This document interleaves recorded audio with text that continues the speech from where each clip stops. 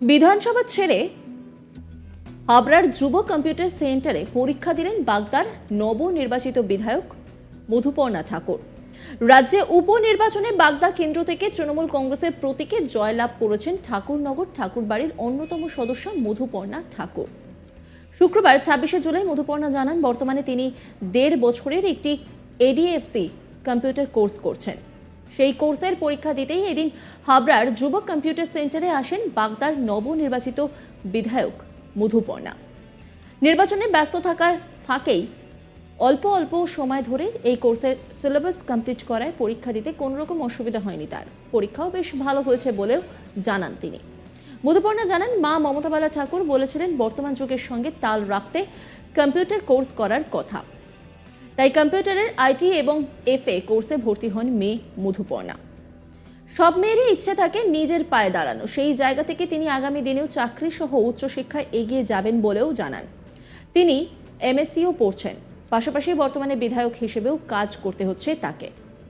তাই ব্যালেন্স করে পড়াশোনার পাশাপাশি বাগদার মানুষের পাশে থেকে তাদের নানা সমস্যার সমাধানের কাজও চালিয়ে যাবেন বলে এদিন জানান তিনি।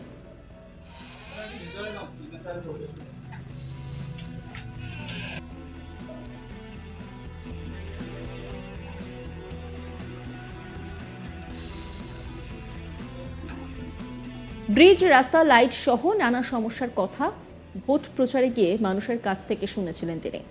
জয়ী হওয়ার পর সর্বপ্রথম এই সমস্যাগুলোর সমাধানে লক্ষ্য দেবেন বলেও এদিন জানালেন মধুপর্ণা। এখন নিয়ম করে যেতে হচ্ছে বিধানসভায়, বিধানসভার সর্বকনিষ্ঠ সদস্য হওয়ায় প্রতিনিয়ত শিখছেন বলেও জানান তিনি। কোনো ক্ষেত্রে সমস্যা হলে বিষয়টি জিজ্ঞাসা করে নিচ্ছেন অন্যান্য সতীর্থদের কাছ থেকে। নতুন নানা বিষয়ে শিখতে পেরেও বেশ উচ্ছ্বসিত তিনি কি বলছেন শোনাবো আপনাদের। পরীক্ষা ভালো হয়েছে কি ১.৫ বছর থেকে মানে কোর্স থাকে ১.৫ বছর এডিএফএস কোর্স এটা মানে প্রতিদিন মানে একটু একটু পড়লে মানে কভার আপ হয়ে যায়, সেজন্য অত কষ্ট হয়নি, আগে থেকে প্রিপারেশন ছিল, সেজন্য এক্সামটা ভালো হয়েছে। হ্যাঁ, এই মূলত চাকরি পরীক্ষা চাকরির জন্যই তৈরি হওয়া, এটা জাস্ট একটা ছিল কি আজকাল কম্পিউটারাইজড একদম মানে জেনারেশন হয়ে গেছে, সব কিছুই কম্পিউটার। এটা একটা দুটো কোর্স করেছিলাম, মাই সাজেস্ট করেছিল কি আইটি আর এফএটা করে নিতে, সেজন্যই এটা করা। এতদিন তো এই নতুন একদম নবনিযুক্ত আপনি তৃণমূলের বিধায়িকা হলেন, এর আগে তো চিন্তা ছিল চাকরি হওয়া বা কিছু, মানে সেটা আর কি মানে এখনো ধরে রেখেছেন যে আগামী দিনে কি চাকরি করারও কি স্বপ্ন আছে? হ্যাঁ, একটা মেয়ের তো চাকরি সবাই থাকে কি ইন্ডিপেন্ডেন্ট হোক, নিজের একটা সেলফ ডিপেন্ডেন্ট একটা নিজের একটা ইনকাম হোক, সেটা সবাই চায়, আমি চাই, সবাইরা চায়। এখন যখন আমি হয়ে গেছি এটা, বাট ওইটাও আমার চালিয়ে যেতে হবে। যখন এমএসসিও আমি কন্টিনিউ করে যাচ্ছি, এই এক্সামটাও আমি কন্টিনিউ করে যাচ্ছি, বাই বোথ সাইড আমি ব্যালেন্স করেই যাবো, আগে এগিয়ে যাবো। মানে আগামী দিনে চাকরির সুযোগ থাকলেও চাকরি, হ্যাঁ আমি চাকরি করবো, আমার সুযোগ তাহলে কেন আমি ছাড়বো, সুযোগ পেলে আমি করবো। চাকরি পরীক্ষার ফর্ম ফিল আপ করবেন? হ্যাঁ একদমই করবো, করতেই পারি, আমার যদি থাকে, যদি ইচ্ছুক আমি থাকে। যখন এখন তো আমি এখনের বেসিসে বলছি, এখন তো আপাতত আমার কোনো ইন্টারেস্ট নেই চাকরিতে, এমএসসি করবো, পিএইচডি, তারপরে ফিউচারের কথা তো আমি জানি না, ওটা পরে দেখা যাবে। এখন কি আবার বিধানসভায় ফিরবেন? হ্যাঁ, এখন আবার বিধানসভা, সোমবার থেকে আমার অ্যাসেম্বলি আছে, আবার ওখানে যেতে হবে। একদম নবনিযুক্ত যেহেতু বিধায়িকা, বিধানসভায় তো অনেক রুলস, অনেক নিয়ম কানুন বা অনেক কিছু বলার ক্ষেত্রেও কতটা প্র্যাকটিস করতে হয়েছে আপনাকে? প্র্যাকটিস তো এখনও কিছু বলিনি, প্রথম আমি তো এখন ফার্স্ট গেছি, শিখছি, দেখছি, অবজার্ভ করছি, দেখে দেখে আমি শিখবো, আগামীতে স্টেপ বাড়াবো আমি আস্তে আস্তে। মানে এখনো মানে প্রশিক্ষণ চলছে বলা যাবে, চলছে, দেখছি, সব কিছু দেখছি, শিখছি, বড়দের যদি কোনো প্রবলেম থাকে জিজ্ঞেস করি এটা কেন হচ্ছে বা কী হচ্ছে, একটা প্র্যাকটিসের মধ্যে আমি দেখছি, শিখছি আগামী। একদম। আপনি কি একদম বিধানসভা একদম কম বয়সী কনিষ্ঠ বিধানসভা? হ্যাঁ আমি একদম ছোট, একদম কম বয়সী। একদম ২১শে জুলাইয়ের মঞ্চে আপনাকে বক্তৃতা রাখতে শোনা গেছে, সেখানে আপনারই দাদা শান্তনু ঠাকুর তাকে দাদা বলে সম্বোধন করেছেন, এবং আপনার মুখে কিছু নেতিবাচক একদম কথা শোনা গেছে। সেখানে কি আগামী দিনে আপনার হাত ধরে ঠাকুরবাড়িতে যে আমরা দ্বন্দ্ব দেখতে পাই সেটা কি মিটতে পারে? আশা করতে পারি। হাজারোলি আমি আগেও বলেছি, আমার দাদা একটা রক্ত সম্পর্ক থেকে যায়, আমার কাকার ছেলে উনি, যদি হয় ইনকেস যদি হয় কি আমরা আপোষে মানে মিলেমিশে থাকতে পারি, সেটা হবে। সেটা কোনো রাজনীতির সাথে লিঙ্ক নয়, ওটা আমাকে নিজেদের ব্যাপার, একটা ভাই বোনের সম্পর্ক, সেই হিসাবে বলছি আমি।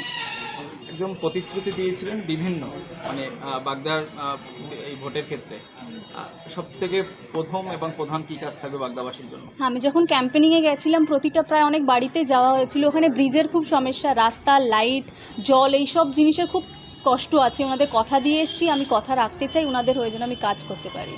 কী কাজ থাকবে প্রথম? ব্রিজ বললাম তো, ব্রিজের খুব সমস্যা, ওনাদের ব্রিজ, অনেকগুলো ব্রিজ এখনও হয়নি বা আধা কমপ্লিট হয়ে বসে রয়েছে, সেইগুলো আমি ওনাদের কাছে মানে আমি কাজ করতে চাই। ব্রিজগুলো কমপ্লিট যেন ওরা কোনো সমস্যা না হোক বাসিন্দাদের জন্য, সেই জন্য করতে চাই।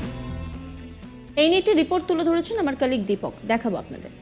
দেখো, বাংলা একটা প্রবাদ আছে যে রাধে সে চুলো বাঁধে, অর্থাৎ এক হাতে সবকিছু সামলানো। আমরা দেখলাম যে মধুপর্ণা ঠাকুর বাগদার নবনির্বাচিত তৃণমূল বিধায়ক, তিনি এই মুহূর্তে তাদের বিধানসভার অধিবেশন চলছে, কিন্তু বিধানসভার অধিবেশন চলাকালীন সেই সময়ের ফাঁকে তিনি এসে তার কম্পিউটার পরীক্ষা দিলেন। তুমি জানো যে গতকালকে বিধানসভার অধিবেশন চলছিল শুক্রবার, এবং সেই সময় তিনি বিধানসভার অধিবেশনে তিনি উপস্থিত ছিলেন, কিন্তু সেই মাঝপথে হঠাৎ করে তিনি বেরিয়ে যান। বেরিয়ে গিয়ে তিনি হাবড়ার যে যুব কম্পিউটার সেই প্রশিক্ষণ কেন্দ্র সেখানে আসেন এবং সেখানে পরীক্ষা দেন। এবং পরীক্ষা দেওয়ার পর তিনি বলেছেন যে তার পরীক্ষা খুব ভালো হয়েছিল, এবং 1.5 বছরের এই কোর্সের শেষে তার যে গতকালই তার এই শেষ পরীক্ষা ছিল, এবং পরীক্ষাটি খুব ভালো হয়েছে। তিনি বলছেন যে আসলে তার মায়ের একটা ইচ্ছা ছিল যে কম্পিউটার শেখো, কারণ তুমি জানো যে এমএসসি পড়ছে, এমএসসি পড়ার পাশাপাশি গত 1.5 বছর ধরে তিনি এই যুব প্রশিক্ষণ কেন্দ্রে তিনি কম্পিউটার প্রশিক্ষণ নিচ্ছেন, এবং গতকাল তার শেষ পরীক্ষা ছিল। এবং মায়ের যে ইচ্ছা ছিল যে বর্তমান যে সমাজের যেই শিক্ষা ব্যবস্থা বা বর্তমান সমাজের সঙ্গে তাল মেলানো, সেই মেলানোর জন্যই তাকে কম্পিউটার শিখতে হচ্ছে, এবং গত 1.5 বছর ধরে শিখেছেন। এবং পড়াশোনার পাশাপাশি এমএসসি তিনি পড়ছেন, সেই পড়াশোনার পাশাপাশি তিনি কম্পিউটার শিখছেন, এবং সদ্য তিনি রাজনীতিতে প্রবেশ করেন। যদিও এই রাজনীতিতে প্রবেশ করার সময়, অর্থাৎ মানে তিনি যখন এই পড়াশোনা করছিলেন, যে কম্পিউটার কোর্স করছিলেন, সেই সময় তিনি রাজনীতিতে প্রবেশ করেননি।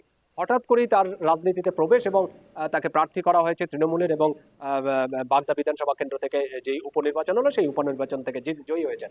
এবং তারই ফাঁকে ফাঁকে দীর্ঘদিন ধরে তিনি পড়াশোনা চালাচ্ছিলেন, কম্পিউটারের ক্লাসও তিনি করছিলেন নিয়মিতভাবে, এবং গতকাল তার সেই পরীক্ষা হয়। এবং পরীক্ষা দেওয়ার পর তিনি বলেছেন যথেষ্ট ভালো হয়েছে, এবং তার যেটি ইচ্ছে যে তিনি পড়াশোনা চালিয়ে যাবেন, এবং পড়াশোনা শেষ করে তার ইচ্ছে যে তিনি চাকরি করবেন। তার মায়েরও এরকম ইচ্ছে, যে মা অর্থাৎ মমতা বালা ঠাকুর, রাজ্যের যে রাজ্যসভার সাংসদ, তার মায়েরও ইচ্ছে যে তিনি তার মেয়ে পড়াশোনা শিখুক, পড়াশোনা চালিয়ে যাক, এবং পড়াশোনা সেরে তিনি যেন চাকরি করেন। কিন্তু মাঝপথেই তাকে রাজনীতিতে নামতে হয়।